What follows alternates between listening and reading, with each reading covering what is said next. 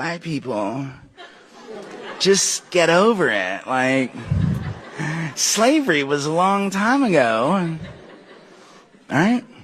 Why can't they just move on? Well, this is sort of precious coming from people who set off fireworks every July 4th.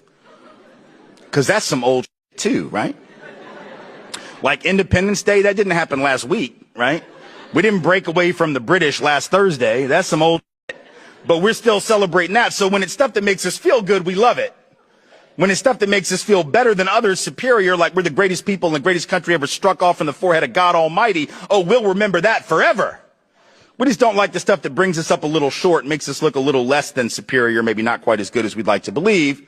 If you don't understand why the past affects the present, particularly around issues like enslavement, putting aside the inheritance of wealth and the lack thereof, part of which is certainly an explanation for why currently the median white wealth is 15 times the median African American wealth and 11 to 12 times the median Latino wealth. Certainly that has something to do with history, who had access to resources and who didn't. But putting aside that, let's just understand something. The only reason Donald Trump is president right now is because of a little thing called the Electoral College, which was put in place by folks. See, we got this revisionist history that we've been spinning for the last couple of months about the Electoral College. Oh, it was put in there to prevent tyranny. For real, you think?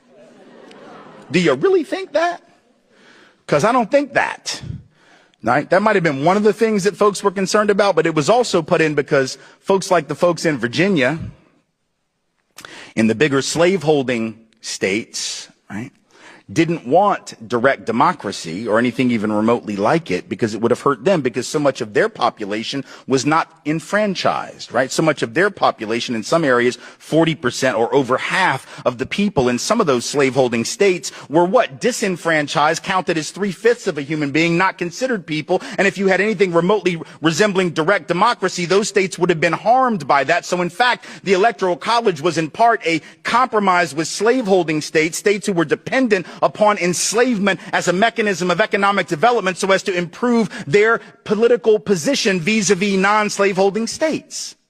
So if you don't understand how slavery, because this is the point, right? Even if you don't think racism was key to Donald Trump's own campaign, which, suggests to me that you might have been asleep for the last several months, even if you believe that, understand that racism in the 1700s, white supremacy embedded in the structure of the country at the founding of the country is most definitely implicated in his election, because without the obeisance to the Electoral College, without that compromise, we know he would not be president right now. So that is why we have to think about the past, and that is why the past affects the present. See,